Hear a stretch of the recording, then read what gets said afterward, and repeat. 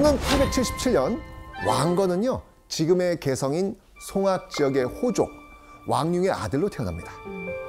왕건은 해상무역을 했던 집안 대대로 서해를 오가며 한반도의 여러 해안 지역과 교류하면서 네트워크를 쌓아나갈 수 있었던 거예요. 견훤이 평민 출신으로 태어나 정말 자수성가한 케이스라면 왕건은 태생부터 풀소유, 재벌가 출신인 거예요. 부유한. 네. 896년 20살이 된 왕건 앞에 왕건의 인생을 완전히 뒤바꾸는 인물이 나타납니다. 궁예? 궁예. 궁예는 승려 출신 호족이었는데요. 막강한 군사력으로 강원도 지역에서 세력을 키우던 중에 왕건이 있던 한반도 서쪽 송악 지역으로 진출해 왔습니다. 궁예의 세력이 워낙 강하다 보니까 한반도 서쪽 쪽의 호족들이 줄줄이 궁예 밑으로 들어가요. 송악의 대호족이었던 왕건의 아버지 또한 궁예에게 귀부하게 된 겁니다. 자, 여기서 귀부라고 하는 건요, 스스로 가서 복종한다는 뜻이거든요. 왕건은요, 바로 이 궁예 밑에서 자신의 능력을 가감없이 펼칩니다. 22살에 기병을 지휘하는 정기대감에 임명돼서요, 군사들을 거느렸고요. 심지어 24살이었던 900년에는 경기도 광주와 충주, 청주 등의 지역을 정벌하면서 뛰어난 전투 실력을 증명해냅니다. 드디어 한반도의 제대로 존재감을 보여준 것이죠. 그리고 901년 왕건의 활약을 기반으로 후고구려가 건국이 되죠. 신라가 삼국을 통일한 지 225년 만에 한반도의 부삼국 시대가 열리게 된 겁니다. 왕건은 기세를 몰아서 궁에게 파격적인 제안을 합니다. 아니 이 사람아, 어떻게 백제 가운데 고려의 깃발을 꽂는단 말인가? 서남에 이옵니다. 금성포구 말이옵니다. 견훤왕은 나주. 지금 내륙으로 뻗어나갈 생각뿐 백제로서는 그 후방에 속해 있는 금성을 전혀 경계하지 않고 있사옵니다. 그 허를 찌르고 들어가 우리의 성을 쌓자는 것이옵니다. 아까 견훤한테 네. 엄청난 충격을 줬던 사건이 뭐였어요? 나주 점령했잖아요. 그 작품이 누구 작품이에요? 왕건. 맞습니다. 견훤의 허를 찌른 나주 상륙 작전은 바로 왕건의 계책이었던 겁니다. 그리고 918년 어느 늦은 밤 왕건의 처소에 한 무리가 은밀히 찾아옵니다. 그런데 이 문 앞에 서 있는 사람들, 이들은 왕건을 믿고 따르던 부하 장수들이었습니다. 그리고 신료들은 대뜸 무릎을 꿇더니 왕건에게 이렇게 말합니다. 지금 임금의 폭정으로 온 백성이 도탄에 빠졌습니다. 왕을 몰아내고 시중께서 왕위에 올라야 합니다. 이게 참다 못한 신하들이 궁예를 몰아내고 왕건을 왕으로 추대하려고 한 겁니다. 자, 이때 왕건은 어떻게 반응했을까요? 왕건의 그 충심이라면 거절을 하지 않았을까요? 근데 위험에 빠질 수도 있으니까 좋은 계책이다라고 생각했을 것 같아요. 자, 왕건은요. 오히려. 어찌 신하가 군주를 칠 수 있단 말이냐 라고 하면서 거절합니다. 하지만 신하들의 이 간곡한 청이 이어지니까 결국 왕건은 포악한 군주 궁예를 끌어내리기로 결심하죠. 왕건은 신하와 백성들의 지지에 힘입어 궁예를 몰아내는데 성공합니다. 그렇게 왕건은 42살 나이에 왕좌에 올라 새로운 나라를 세우게 되죠. 918년 6월 바로 고려가 건국되는 순간이었습니다. 927년 9월 왕건에게 급하게 서신이 하나 날아듭니다. 발신자 신라의 경혜왕. 견훤의 군대가 쳐들어오자 우호 관계였던 왕건에게 경혜왕이 SOS 친 거예요. 자, 왕건은 이번에도요 신라에 무려 1만 명의 지원군을 보냅니다. 엄청난데? 그런데요 이게 후백제군의 공격을 막기는 좀 역부족이었어요. 거기다가 이 신라 천년의 수도 경주가 이미 견훤의 손에 들어갔다는 충격적인 소식까지 듣게 됩니다. 자, 이 상황에서 왕건은 어떤 결정을 내렸을까요? 내가 직접 군대를 이끌고 견훤과 후백제 군과 맞서겠다. 고려의 왕건과 후백제의 견훤이 조물성 전투 이후 전면적으로 맞붙었던 두 번째 전투, 공산 전투입니다. 왕건이 숨죽이고 견훤을 기다리고 있던 그 순간 드디어 저 멀리서 견훤의 군대가 다가온 게 보이기 시작합니다. 조용히 상황을 주시하던 왕건, 견훤의 군대가 가까이 다가오자 그때 공격하라! 왕건의 외침에 매복해 있던 고려 군사들은 일제히 후백제군을 기습 공격합니다. 어우, 야, 뭐 정신없죠. 예상을 못했을 테니까. 그렇죠. 후백제군은 혼비백산 흩어지면서 도망치기 시작합니다. 이야, 이제 전투는 확실히 왕건의 승리 쪽으로 기우는 듯했습니다. 그런데 그 순간 완벽한 반전이 펼쳐집니다. 설마 그게 왕건의 눈앞에 갑자기 숨어 있던 후백제군이 큰 함성 와와 함께 일제히 쏟아져 나오는 거예요.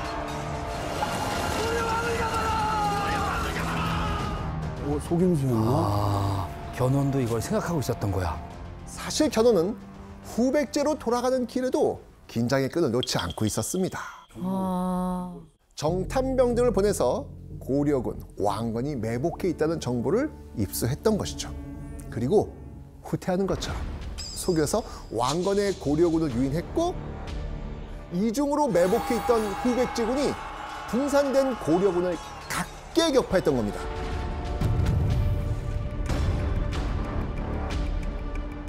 정보력 싸움이야, 정보력 싸움. 순식간에 엄청난 위기에 빠진 왕건. 하지만 왕건의 굴욕은 여기서 끝이 아니었죠. 공산전투 이후 견훤은 압도적인 군사력으로 승승장구하며 몰아칩니다. 왕건이 차지하고 있었던 경상도 일대와 후백제를 후방에서 노릴 수 있었던 나주까지 견훤은 다시 다 빼앗습니다. 말 그대로 전세가 완전히 뒤바뀌어버린 것이죠. 왕건이 공산전투에서 뼈아픈 참패를 당하고 2년이 흐른 929년 12월 왕건에게는 또 한 번의 큰 위기가 찾아오고 있었죠. 견훤이 바로 이곳을 공격하려 한다는 소식이 들려왔기 때문입니다. 지도를 한번 보시죠. 바로 지금의 경상북도 안동 지역인 고창. 이렇게 고려와 신라를 연결하는 거점이었습니다. 왕건 입장에선 야, 이 고창까지 뺏기면 한반도 통일의 주도권 완전히 빼앗기는 거나 마찬가지였기 때문에 여기는 무조건 사수해야만 하는 곳이었습니다. 하지만 3,000명의 고려군이 주둔하고 있던 고창에 견훤이 약 10,000여 명의 군사를 이끌고 순식간에 포위해버린 겁니다. 이 소식을 들은 왕건, 이번에야말로 라이벌 견훤의 숨통을 끊고 한반도를 차지하겠다는 각오로 약 1만 명의 군사를 이끌고 드디어 고창으로 또 출격합니다. 왕건의 리벤지.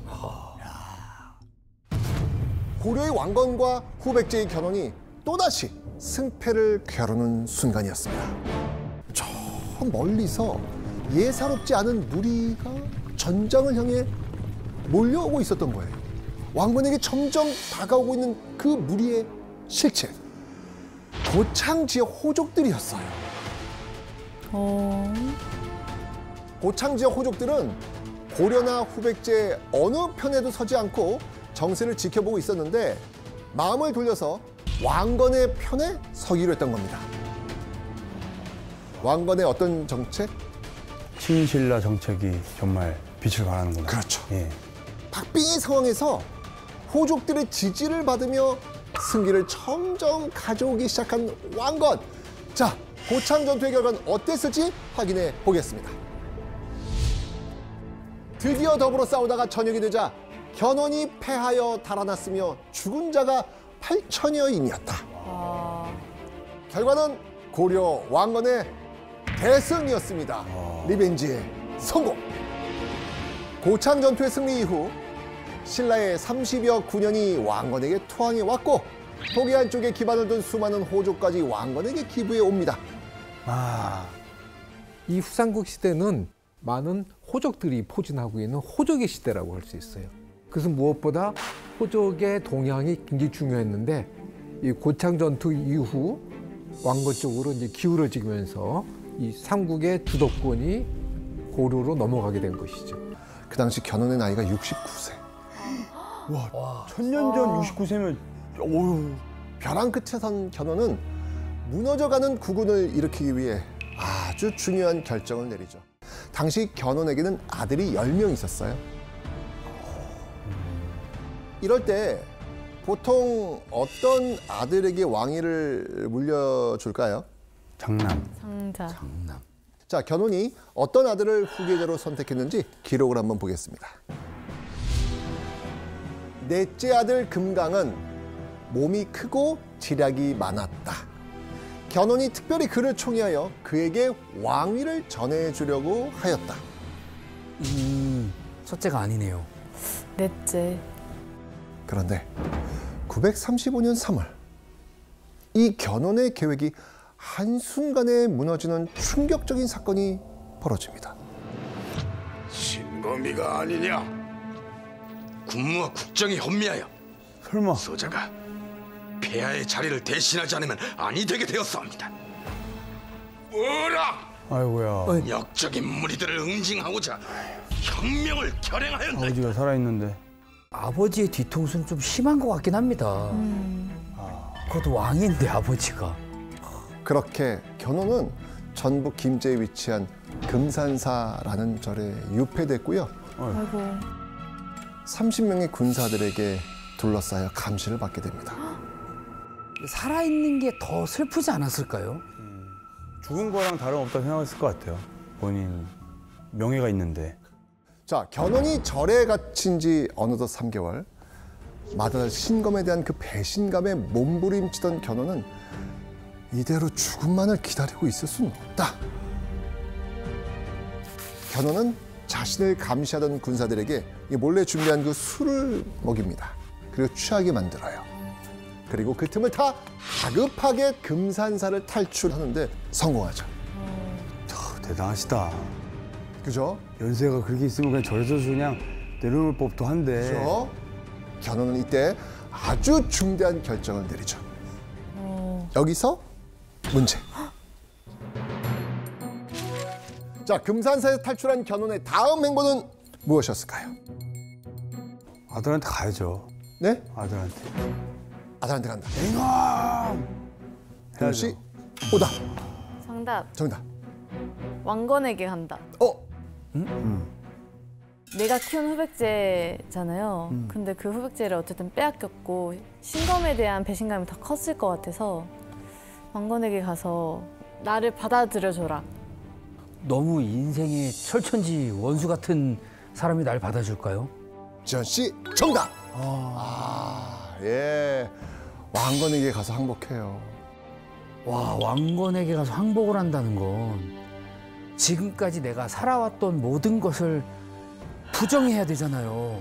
내 인생을 통째로 부정해야 되잖아요. 지금까지 싸웠던 적장에게. 자, 그렇다면 과연 왕건은 어떤 반응을 보였을지. 잘 오셨습니다. 이리 오시느라 고생 많으셨사옵니다. 고맙소 대왕. 이렇게 환영해주니 뽐들 바를 모르겠소. 이미 머무르실 거처와 필요하신 모든 것들을 아낌없이 준비해 두었사옵니다. 부디 편히 쉬시옵소서. 아유, 신세를 지러 온 사람을 이렇게 맞아주다니 정말 고맙소 아우님. 아유, 형님 괜찮습니다. 와. 너무 고맙죠. 와, 진짜. 이걸 또 받아주네요. 그러네요. 평생을 바쳐 쌓아온 숙적이었던 게 믿어지지 않을 정도로 왕건은 아주 기쁜 마음으로 견훤을 정성을 다해 맞이한 겁니다. 견훤은 왕건이 거처로 마련해준 궁궐에서 머물고 높은 지위와 재물, 노비까지 아낌없이 선물로 받죠. 아직 왕건에게는 후삼국 통일을 위해 넘어야 하는 산이 있었죠. 그런데 견훤과 왕건이 손을 맞잡은 뒤 두 사람 앞에는 놀랍고도 어마어마한 상황들이 펼쳐지기 시작을 해요. 뭐지? 견훤이 투항한 해 11월 말, 와우! 어마어마한 행운이 찾아온 겁니다. 신라의 경순왕도 왕건에게 귀부한 거예요. 어떻게 이러지? 아니, 교수님, 신라는 왜 왕건에게 이렇게 항복을 했을까요? 신라의 많은 호족들이 왕건한테 귀의한 상황입니다. 신라가 갖고 있는 것이라고 하는 것은 천년 왕통을 갖고 있다라는 그 명분밖에 없는 것이죠. 결과적으로는 신라 왕이 할 수 있는 일이 아무것도 없어요. 그러니까 오히려 나머지 백성을 이끌고 왕건한테 귀의하는 것이 가장 아름다운 마무리라고 생각하지 않았을까 이렇게 추정해 봅니다. 그럴 것 같아요, 정말. 935년 12월 천년 왕조의 명맥을 이어온 신라는 스스로 멸망의 길을 택합니다. 그리고 이듬해 936년 한반도 통일의 마지막 관문, 마침내 왕건은 후백제마저 무너뜨리기로 결정합니다.